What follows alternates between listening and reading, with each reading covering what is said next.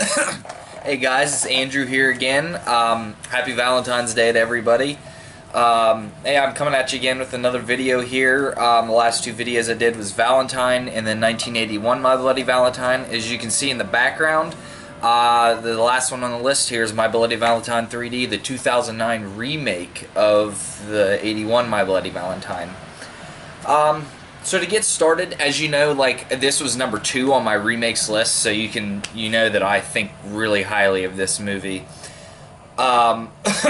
This one actually, the specific storyline is actually quite different than the original. You have the same basic characters, Sarah, Axel, and Tom, which TJ from the original is named Tom in the remake. So you just basically have like his T from TJ is Tom in this movie. So I mean, with the specifics, it's basically instead of that time in the original where the backstory is Harry Warden breaking out and killing people at a party, it's actually a party in the mine. And the accident occurred and everything, by the way, the same as it did in the original, except for it was Tom Hanniger's fault. TJ was just a baby whenever, just a little kid whenever Harry Warden killed people in the original. But in this one, he's like a teenager in high school, and he's kind of responsible for the collapse of the mine. And so when Harry Warden breaks out and starts killing everybody, the thing is to blame Tom, sort of. But I mean, and it's basically 10 years instead of 20 years later in this one.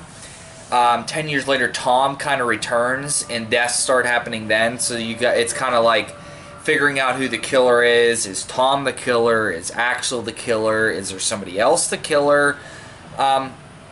I'm going to give spoiler-free as most of my reviews are, so I'm not going to give away like who the killer ends up being. Again, it comes up, is Harry back, just like in the original.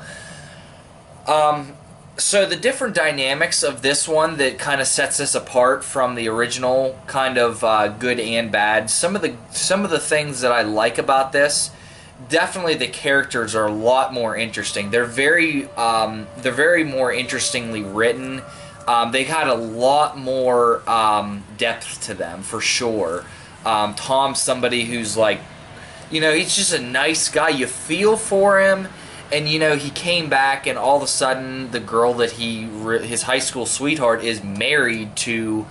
They didn't really like each other in this movie. They were best friends in the original, but in this movie, Axel and TJ don't like each other at all. Yeah, so that's kind of the different dynamics. You kind of got that triangle type thing, but it's done authentically, and it's done really well, because you can tell that Tom wants to be back with Sarah, but you don't know how far he's willing to push the envelope with her being married and everything. And you can tell Sarah also wants to would rather be with Tom.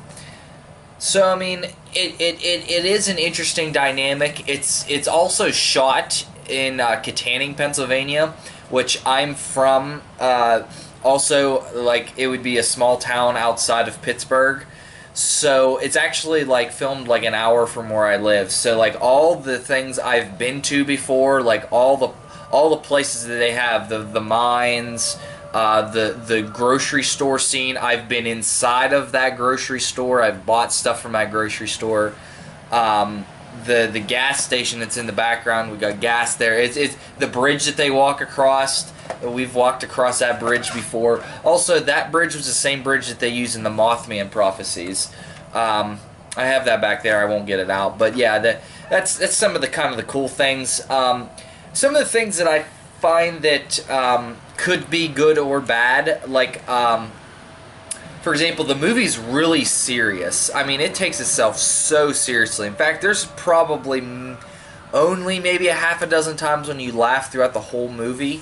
That's good and bad. It's great that I mean, you can tell that these guys are just like, we're going to make a slasher film, and we're going to be proud of it. And Yeah, but also the fact that it takes itself so seriously, it almost isn't like a slasher film, because slasher films are, historically more goofy and more fun. This one isn't as fun, although I still enjoy watching it. I can watch it over and over again, not really get tired because the characters are so well written. Also, the cinematography and the directing are just, they are so good in this movie. Like, man, like the shots and everything. Patrick Lussier is great. I mean, I saw his Dracula movies, as I said in my remake video, and I hated them. This, I don't know what he did, but he obviously went back to learning, and he just, I mean, the direction is great, the atmosphere is great, the tension is great. I just don't know what he did, but it works really well for this film. Yeah, I don't know how specific I could get. I mean, I could say some scenes, but I mean, just comment down below. I'll give you specific scenes if you want to know.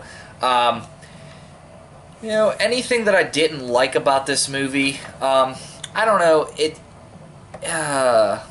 Also, something to mention, the gore in this movie is through the roof. The kills are just brutal in this movie. So if you're a fan of gore, this is definitely the one to check out. I guess the only thing, I don't really dislike anything about the movie itself. The thing is that, yes, it is from 3D, so you have these red and purple, or green and purple, as you can see here, 3D glasses that you get whenever you buy the DVD of it and stuff. There's some parts of it that actually really work, even transferred onto like a TV like this, but it also gives you a headache. I would definitely recommend to at least watch it once, give it a try to watch it once in 3D, because it obviously was made for 3D. I really recommend, trying to do that, but yeah, I mean, that's kind of the only thing that I could say that's, like, not really well. I know that they have 3D, like, Blu-rays of this, which I will be getting, probably next year. So I'm hoping at this point that I can, I could watch it one day with the 3D that it deserves, because I think this would be awesome with, like, really good 3D. But yeah, that's about all I can say about it. I give this a 9 out of 10. I really love the movie. I think the acting works. I think the direction works. I think the kills work. I think the tension of, like, who's the killer works in this movie. Less of a community aspect in this one. In fact, very little at all.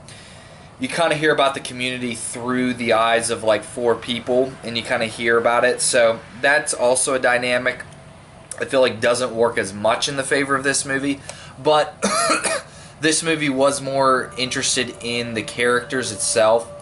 So yeah, I can't really fault it, but also it would have been nice to have that different aspect that the original gave us. But, can't complain. I say 9 out of 10, and I really love this movie. I can't say any higher about this. I know some people don't really care for this one, but I just recommend you give it another shot. Yeah, I really recommend this one. So yeah, that's all I got to say for this review. Thanks for tuning in, and hope you guys have a happy Valentine's Day, and yeah, have a good night.